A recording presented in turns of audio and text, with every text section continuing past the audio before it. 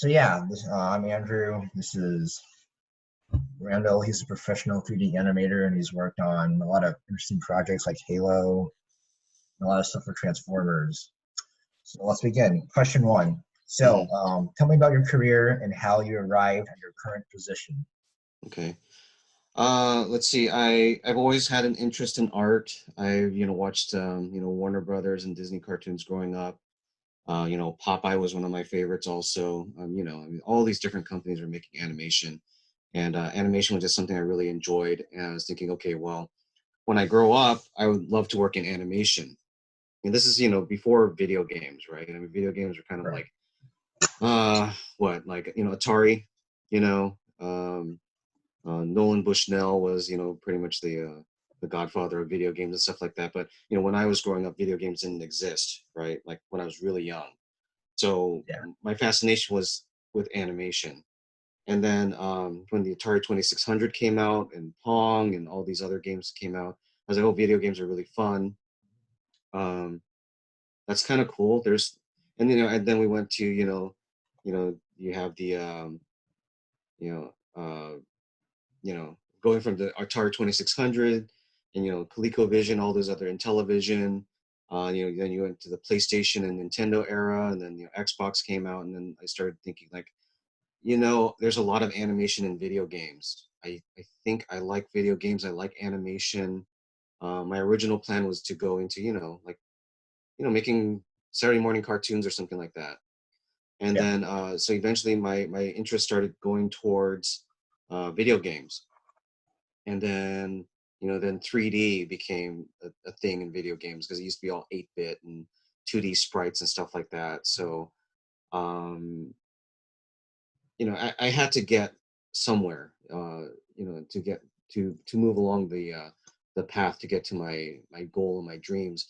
So it's like I told my parents I want to be an artist, which didn't go very well. They're Yeah. like, well, how you gonna, how you gonna make money? Because for them, an artist was, famous after you're dead, kind of like, Picasso and, all these Right. other, they're thinking I'm trying to be like a classical painter or something like that. I was like, no, no, no, no, no. This is, graphic design is a thing, animation is a thing. Um, you can actually have a job doing this. It's not starving artist. They always hear that, starving artist. So, but I was blessed enough that they supported me, and then they said, well, we don't want to send you to an art school, but if you go to a school that has art and you want to be an art major, that's fine. But we want you to be able to fall back on something if you need to, right? And I was like, okay, fine, I'll do that, but I'm really hard set on being an artist. Yeah. So I Exactly. went to San Jose State, went into their graphic design program. Even back then, they didn't really have much of an animation, or even 3D was not a thing that they taught. And eventually, towards the end of my time there, they started teaching 3D, but they were not, that was just a course they taught and had, but it wasn't something that they were really ready to teach. And computers are so powerful now compared to what we had back then, that you can, like, a lot of the stuff that you've seen that I Yeah. do, uh, little laptop from Costco that I bought, like less than $500, and I'm just like making my 3D stuff. Unheard of back when I was going to school. Anyway, so I got my degree in graphic design, and as I graduated, the 3D that I learned in school was not enough because they didn't have gaming program, like Yeah. Yeah. gaming degrees like they Exactly. do now. I mean, that's crazy. You can have a good degree in 3D modeling and gaming focus and all that kind of stuff. And actually, that kind of segues into what I'm doing now in regards to education and 3D and gaming. But um, anyway, just to make a long story short, I internet also was not something that was really accessible to me either. Yeah. Luckily, I was at a one of those Comic-Con conventions, and I was helping Hmm. out at a Right. one of those booths that was selling like anime stuff and like models. And you can probably see behind me, I've got like, I still got my toy collection, my model collection, and things like that. So, Yeah. but I was helping out this store. They would give me discounts. This is me just feeding my nerd, right? Hmm. So it's like, okay, I like building and painting models. There's a store, that goes to these conventions, and I'm going to help out at the table, and they're going to give me discounts, and I get to go into this convention for free. Anyway, the reason I bring that up is because that as I was talking to one of the customers, it turns out that he was actually an artist at a video game company. Yeah. We kind of started a conversation because I said, yeah, like, oh, this is a great character from this game, blah, blah, blah. He goes, oh yeah, I work at such and such place. I'm like, wow, that's great. I'm really trying to figure out how to learn 3D and all that kind of stuff. And, he said, oh, well, here's my number, give me a call and, let's talk, man, because you're cool. You helped me out with this model purchase and stuff like that. So that's where I learned 3D from an actual industry person, so Nice. you have the degree, but the degree is only going to take you so far because Exactly. unfortunately for me at that time, the school didn't have what I needed because 3D was too new. But anyway, so I spent my weekends, my any spare time that I had, it's like I want to get into this industry. I need to learn all this stuff. So it was basically, hey, I'll buy you lunch, I'll buy you dinner, let's hang out, teach me 3D, Right. so it's like it's like almost those kung fu movies, like teach me kung fu, you chase the sensei Yeah, around, like exactly. please teach me. But yeah, he was really cool about it. He taught me some stuff and a lot of trial and error, making my own projects, not just following tutorials, because this is another thing I can talk about later. But if you follow tutorial, you're not really learning too much. You're learning how to replicate somebody else's creation. So what I did was I took what my friend taught me, and I said, actually, I would like to make this thing. And then everything that I learned trying to make that, including the mistakes, helped me to problem solve, right? Because what the problem is when Yeah. you do tutorials, all the problems are addressed, right? And there's always the unknown, the unpredictable thing that'll happen. And by creating these things that would create problems for me, I had to learn how to problem solve. And by doing that, it actually made things a lot easier for me later on. It's hardship in the beginning, makes it easier later on. So, um, and then career-wise, I wound up getting an internship at Atari Games Corporation in Milpitas for graphic design. So I was in their marketing department making brochures and website stuff. In the video game company, not making video games, right? I'm just doing my graphic design stuff. And then Yeah. like I go over to the game teams, I go, hey guys, what are you doing over there? Hey, you need any help with animation or something? I'd be like, in my spare time, if I can help out, even to the point where, I would get in the motion capture suit because I've done martial arts. Yeah. So I was able to help with one of the fighting games that they were working on. I suited up, all the little reflective, motion capture stuff that they put on me. And, I was able to help out with that. So gradually I started going into game development, and then wound up getting a job at 3DO, which is no longer around, over in Redwood City. Right. And then it just kept on going from there. And I was doing like, contract work for 3D, building, modeling, animating for different various companies. And then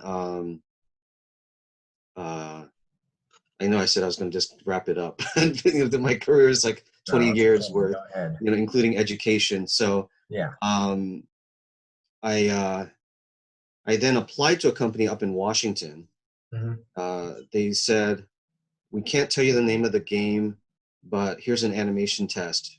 So the point is, like, I had a website, I had some of my stuff there. They looked at it, they said, okay, we're kind of interested. Here's an animation test. We want you to do walking, running, and we want you to do a 3-hit combo with this Yeah. model that we're sending you, this rig, and then send it back to us and we'll let you know. So it's like, okay, so I worked the entire weekend, like literally, like, nonstop, right? um, and then they responded, they said, we want to fly you up and we want to meet with you, we liked what we saw. So okay, so flew up here, and then we can talk about that later also. And then they said, okay, we'll get back to you soon. I said, okay, great. So shortly after that, we'd like to give you an offer letter. We'd like to fly you up here and move you, relocation costs, everything. So we want to hire you. So the game was Justice League Heroes. So that's Nice. like, Yeah, I played Batman, that. Superman, all that kind of stuff. It's like, I'm into that stuff, as you can Yeah. see. I was like, yeah, that's great. So I told my wife, like, hey, we're moving to Washington. and and then that studio got bought out by Warner Brothers, Hmm. Right. and then basically that the studio became the Lord of the Rings games company. And that's all we were going to work on. I worked on two Lord of the Rings games, War in the North and Guardians of Middle Earth. Hmm. And then being up in Washington, Halo was made up here, Yeah. originally by Bungie. Then 343 Industries took over. Then I applied to 343, and they said, we like your stuff. Come in and let's talk. And he Hmm. said, okay, let's do this. And then so I became a gameplay animator on Halo 4, and eventually moved on to consumer products, and then we can talk about that later. And then Right. what am I doing right now? Or then after that, I went to Amazon Game Studios for a short while, and then now I'm actually teaching um, animation for animation. Um, what is it? 3D animation at a gaming college. Right. Yeah. So Digicrit. Right. this whole loop in my career. Yeah. That's really cool, man. That's super cool. Um, yeah, I really find your perspective on tutorials and how you're basically like copying someone's work. I think most people need to like know that, hey, like as an artist, you need to like present yourself rather than like copying other people. Hmm. I think that's a really interesting perspective. Um, so what's like your most exciting aspect during your whole career? What's Um, really exciting about it? it's exciting. You mean any particular moments that I had, Yeah, or yeah. Any cool yeah, moments? I guess. I mean, I was really happy about, really overjoyed about joining the team for Justice League Heroes. I got to Yeah, animate Batman. right. Like, Batman's like one of my favorites. I mean, I like a lot of the DC heroes, but Batman, the martial artist, the Right. intellect and all that kind of stuff, the gadgets, and he's just an overall cool character. So I'm like, dibs on Batman. I'm animating Batman, right? Yeah, So then I actually calculated it, and I animated probably like 70% of the characters in the game. that's It was cool. it was a small studio, Right. um, and then I guess there's like little incremental bits of like just super excitements for me, but I won't go into every one of those, because Yeah. I do feel that I'm very grateful for the opportunities that I've gotten, Hmm. but it was a lot of hard work. That's what people don't understand is like, um, you're not going to, like, who doesn't want, like, I would say a lot of people would love to do this kind of stuff, right? Yeah. But then you can't be just, if that means that if there's a lot of people that want to do this, that means your competition is even more. So Hmm. you can't be just satisfied with just being like average, right? You Exactly. have to be above average to kind of edge out. And if even there's a lot of people, there's going to be less people up here and less people up here. So you just have to keep elevating yourself to the point where, like, well, am I top tier? Am I somewhere that sets me apart from everybody, all the other casual people that want to do this? But so I modeled.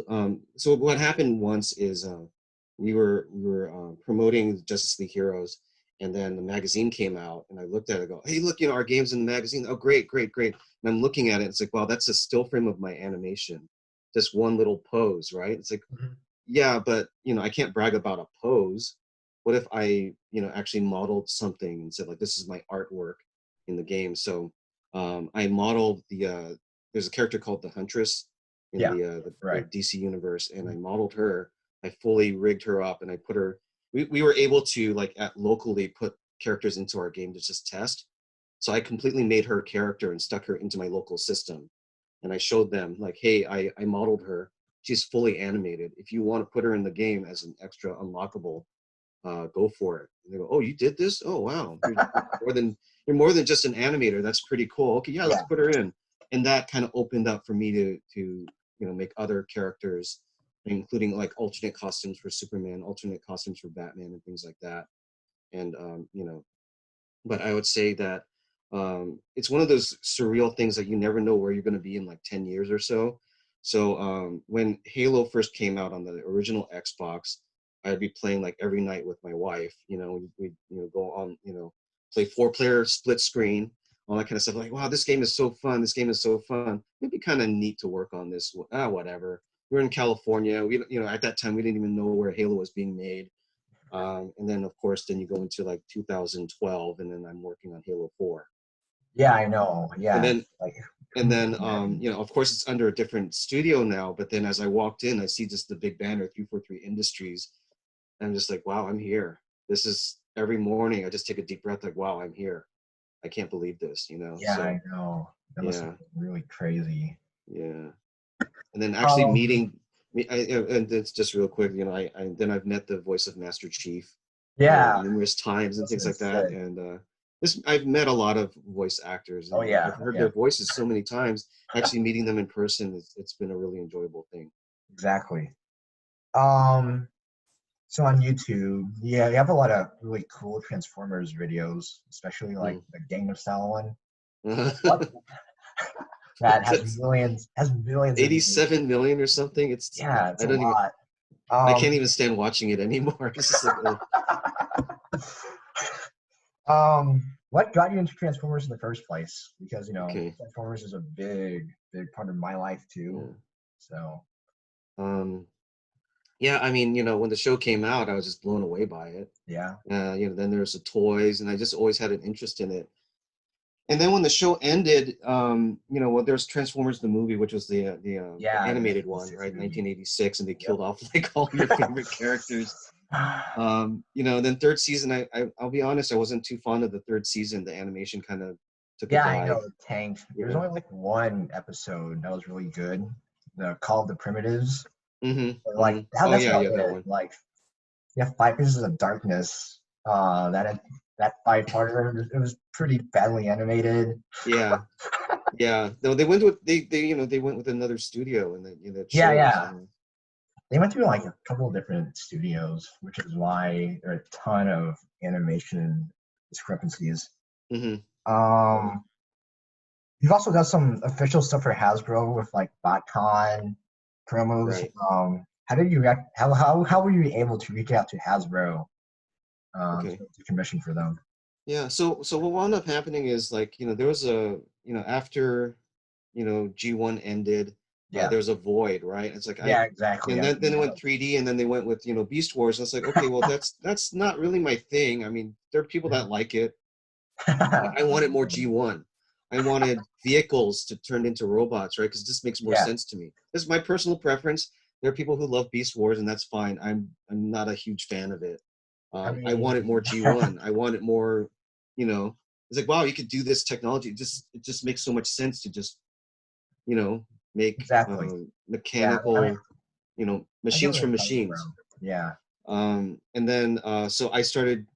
Um, what was it? Basically, it was like I made 3D Transformers because it was something that I wasn't getting as a fan, right? With Yeah, G1, I know. You have a right? I G1. mean, now they're starting to do it, and that's great. But this is like, how many decades later? But when I started doing it, I think I started in 2000. Yeah, I started modeling this stuff in 2006, and like just my dreams again. Like, wouldn't it Yeah. be cool if someday I made a movie? Wouldn't it be cool if there was a 3D show with the G1 Mhm. characters in their G1 forms?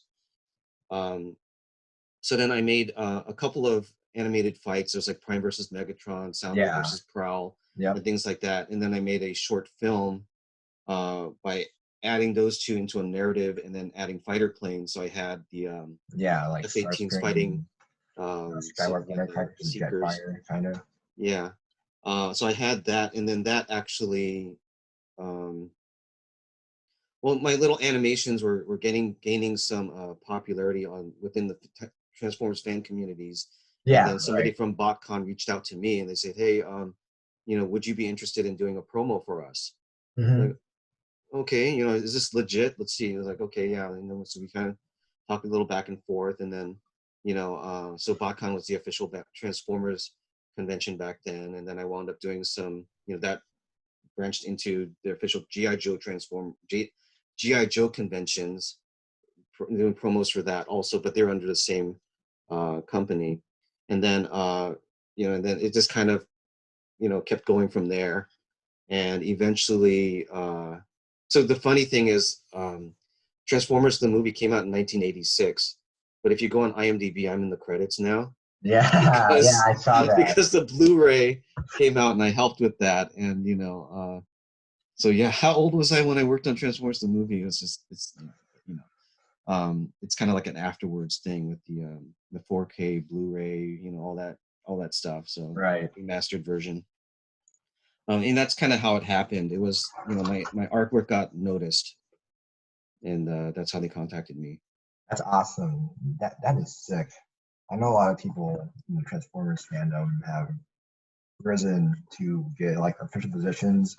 Like Derek J. Wyatt was able to like he was a fan and he was able to like do all of the designs are animated.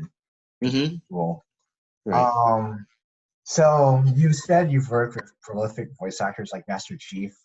Like on your YouTube videos, you literally have almost half of the cast from like G1, Oh, yeah. Beast Wars, like David K. You got Uh-huh. all the guy who did like Perceptor, the guy who did Right. Bumblebee, Hmm. Shrapnel. Yeah, what was it like working with those guys in general? Yeah. Well, I've met a lot of them in person. No, actually, everybody that has appeared in the videos, I've well, except for maybe a couple of them, I've met in person. But I'd be going to these Transformers conventions. I'd be meeting them. Actually, when we won the 2009 film festival for Yeah. our Generation One film, Mhm. I met one of the voice actors. He goes, "Oh, because my name's kind of weird. I'll just say it. My name's weird. It's got no vowels in the last name, right? It's like Randall. How do you even say your last name? So they're like, oh, Randall. Hey, weren't you the film festival winner? I'm like, oh, you saw that thing? Like I'm not like just like, oh, okay. Yeah. And then we talk, and it's like, oh, I wonder if I could ask if a few of these voice actors, like, can you say a few lines for me, and I stick it in my video, and I'll put your website or promote you somehow, and and then they're more than generous with their time. Meeting with them, just really nice people, genuine people. So Mhm. you Right. meet these people that you've heard their voices, you just kind of like, whoa, it's kind of weird and very cool at the same time.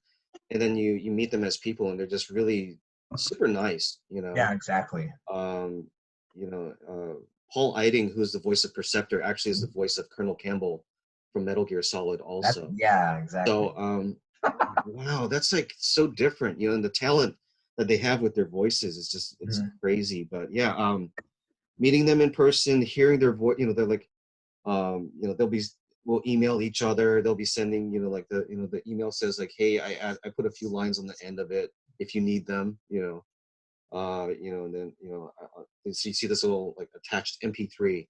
Yeah. Then you get this little personal message like, hey, Randall, I recorded this, hope you like it. Like, oh, it's just crazy. It's Yeah, insane. exactly. I can't even like, and then when I'm animating and I hear their voices going through my models, that's another level of crazy for Yeah, me. I know, and that must have been bizarre. It must have been Yeah. really, really awesome though to be able to work with those people. Hmm.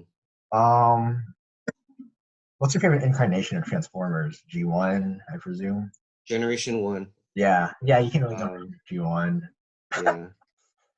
Well, there's just something magical about it because the the vehicle forms that they had were common cars during that time also. I mean, except for the Formula Yeah, One racer, you're not going to see that on season the road. But three, Autobots. Yeah, the flat nose semi, the VW Bug, just a lot of the cars you would see, and every time the truck passed by, my little brain would going, oh, look at that! I bet you that could transform into something, and that, oh, that's like almost like Optimus Prime, or almost like that character that I like. And it was always fun just being on the road, my parents' car, looking out, on the freeway or on the road, and then looking at all these cars that could possibly turn into robots just because of your imagination, right? exactly. Yeah, Um, yeah.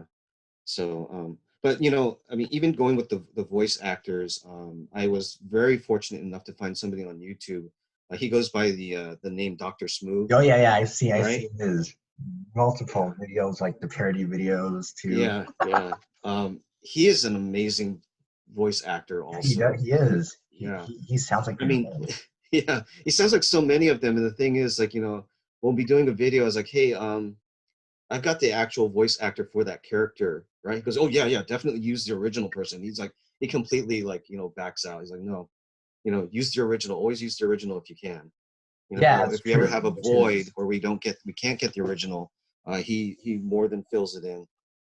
yeah, like getting the original voice actors. That's something Hasbro is taking a step back on. Like you've seen this latest Siege cartoon, right?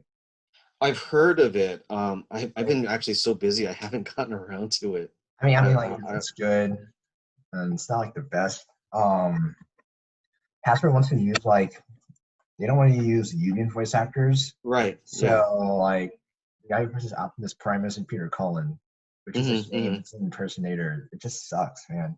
Yeah. Yeah. It sucks. It Yeah. sucks so I've bad. seen that whole thread of controversy with the union versus non-union. Yeah, Yeah. it sucks.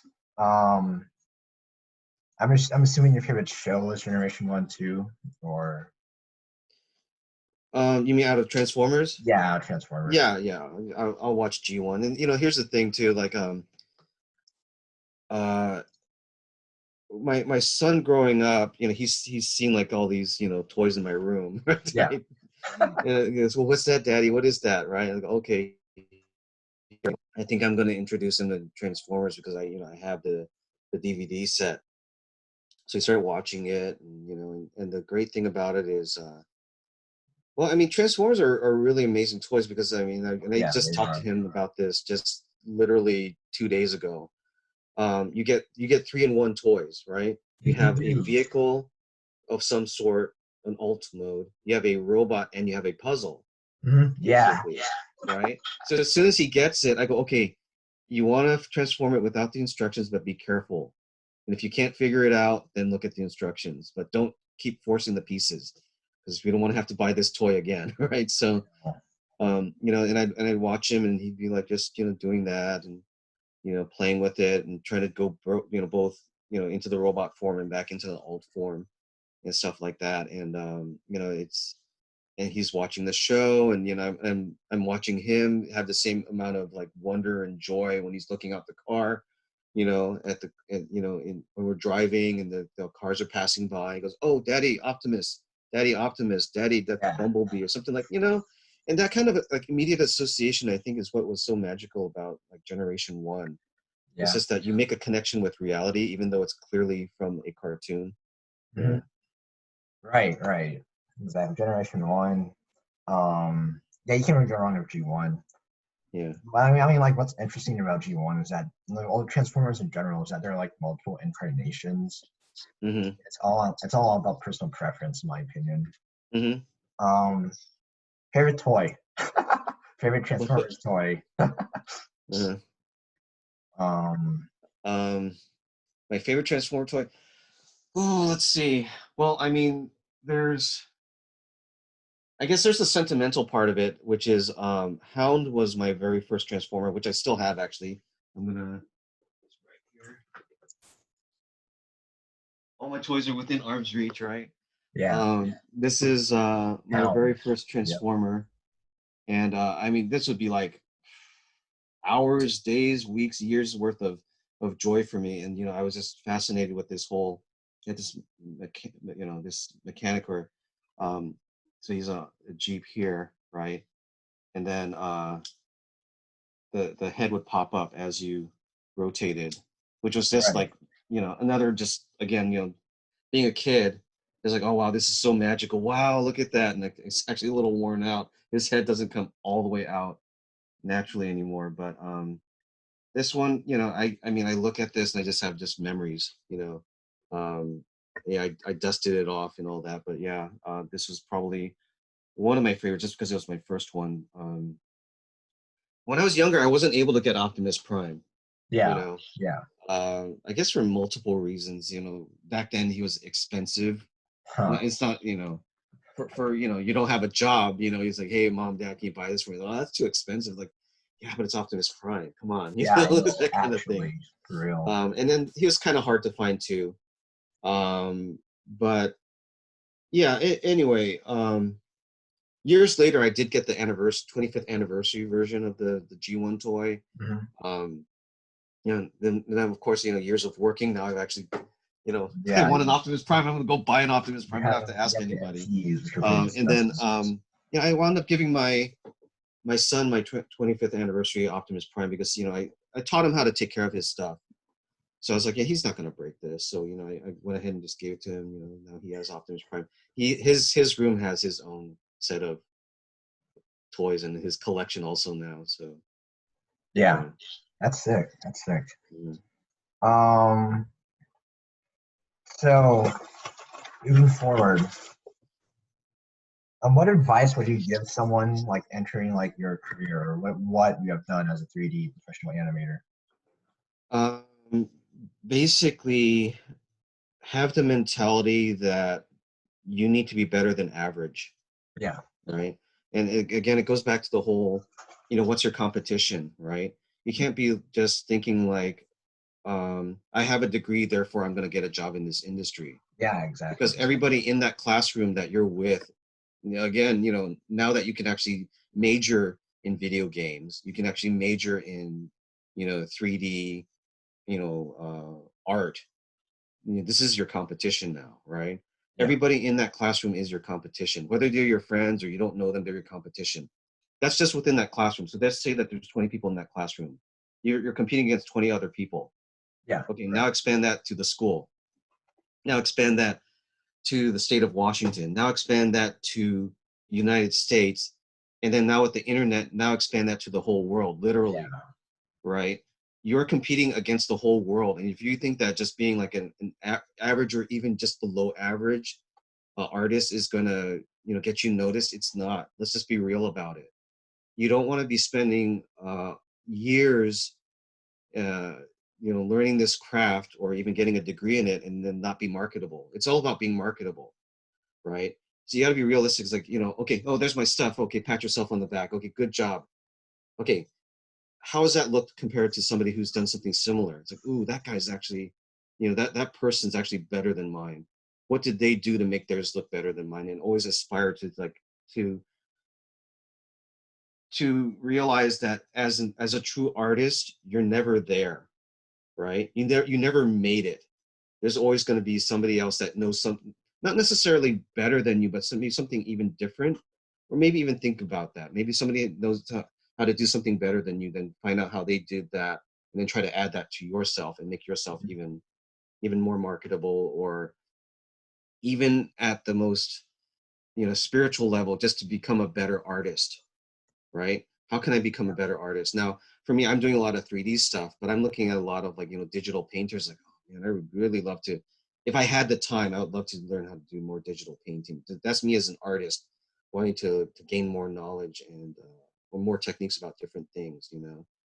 But yeah, it's just I mean, don't be down on yourself either. If it's just take it little by little, incremental. Like how can I improve? How can I improve? I like what that person did. How can I do that? How can I integrate that into what I know? What do I not know, and how do I learn how to do that? So there was like this program, Substance Painter, right, which is taking like real data from reality and putting that into like textures. That's a simple way of putting it, right? So uh, if you want Chrome, you would click on Chrome and then that would bring it in. It's already pre-calculated and you can make little adjustments on your own. If you want steel, if you want painted uh, painted plastic, you can select from all these different things. And that has kind of revolutionized the way things are textured now because it's all from real world. So even from the first time that I started making um, my animation, my personal Transformers animations from 2006. I've through the years tried to find different techniques to make it look better. yeah, And then learning Substance Painter, a big chunk of it on my own, and then with the internet trying to figure out what do I need, what do I, what can I learn, and then also asking my other industry friends, who have actually used it. It's like, hey, I'm trying to do this. how do you do that, or is it even possible? And then they would tell me, and then I do that. I'd take their advice and I'd add it into what I do. And now it's funny because now I can actually teach Substance Painter if I wanted to. So just from a couple of years ago where I was trying to learn it, now I've used it so much that I could probably teach it to some of my students if I wanted to. But going back to the main point is like just aspire to always improve and never just think that you've made it and you're done and you don't have anything else to learn. That's pretty much artist suicide right there. Right. You think you've made it and you don't have anything else to learn. I kind of I would make a bold statement and say like, oh, you're not a real artist then. you know if you Yeah, think you've made it, exactly. then you're done. Yeah, I know. There's no such There's thing always as something to learn. Mhm. Even if it's a different style, just see what you can take from it, Yeah, learn from it. Take from it not doesn't mean steal from it. Take from it means adding to your to what you can do. right. Yeah. Awesome, cool. Really like just some bold words to live by. Um, so what's next? Like, what's your next project that you're working on? Um, Yeah. anything big? I've been actively trying to make my own Transformers CG movie. Yeah, I saw that Yeah. on NG Smooth channel. Yeah. So I mean, before I bring any more people in, I want to make sure that I have the foundation set. I want to make sure that I have my characters ready. Yeah. I already have the story. I already have, basically I have a full movie in my head, right? Right. Partially written down. I know the roster of characters that I want. I know exactly what I need. It's just all a matter of prep. And like I said, I don't want to bring people in until I'm ready. Because what's the point of bringing people in and like, oh, you know what? We're actually not going to be able to do this. Then I've wasted everybody else's time, right? I've wasted my time. I've wasted everybody's time. Hmm. I'm not going to do some kind of a teaser trailer for something that's not going to come out. And that's Yeah. why I've actually been mentioning it to the people on my Facebook, but not saying too much beyond that. It's like, well, when's it coming out? It's like it's going to come out when it's done. Right. You know. Exactly. And then part of it was also realizing that in an ideal world, I'd love to create everything from scratch, including the environments. Just say, for example, like one part's going to happen in a city environment, right? And so do I, you know, have like original buildings and streets and all that kind of stuff? Very common things, right? We're not talking about Cybertronian robots or something like that. We're talking about very common things. Yeah. Buildings, mailboxes, street lamps, just Hmm. traffic lights. It's like, does all that need to be done from scratch? And then I'm finding that there are some environment packs that are available. It's like, you know what, this probably saved like weeks of work for asking, finding an environment artist. Yeah, I need you to build me a city, you know, where I could just like, Right. an industry standard, city pack that I could purchase because it's only going to be in the scene for like a few minutes, right? Because it's the backdrop. So Hmm. I was thinking like, what's a time saver? Because like, I don't have a budget. I Yeah. literally have zero budget to make this. This is a completely fan thing. I'm not, why don't you make a GoFundMe or some kind of thing? And it's like, I don't want to beg from people, like, hey, help me make my movie and stuff like that. Um, you know, I mean, that is a way that I could probably get this thing moving faster, but at the same time, like, if I can't deliver this movie, I don't want to get people funding something that might not happen. You know what I mean? So like, I have a goal. I would love to get this done. I don't know when I'm going to get this done, but if I do a GoFundMe, then something happens, I'm not able to finish it. I feel like I'm ripping people off. Right. So that's until I have something absolutely for sure. Maybe then I'll consider a GoFundMe. But until then, it's like, I'm just doing all this out of pocket.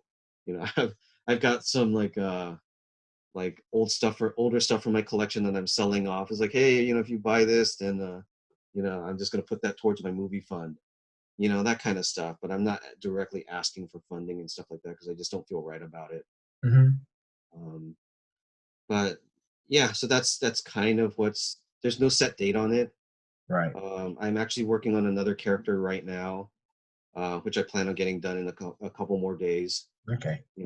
And just fill out my roster, and then Again, once I get the foundation set, then I might start asking other artists, hey, are you interested, in helping out with this film and things like that. And in the past, I've actually had a few, Transformers comic book artists help out with a few things. Right. And that's been always like, another great thing about the community is we all love Transformers. Hmm. And like, I'm Yeah. not gonna do something lame with your artwork. And and they've seen my work too, which is kind of cool. And then we just kind of work on stuff together, and it's just been a lot of fun. But yeah, working on my own little Transformer movie. Yeah. We'll see what Yeah. happens. I can't wait. See most of your stuff, and I can't wait for that movie to come out. But yeah, I think this will be it for the interview. Thank you so much for taking the time for me to interview you. I really Yeah, no appreciate it. problem. And Yeah. And hopefully I didn't like babble on too no, much no, no, about no. things. This is great. This is great.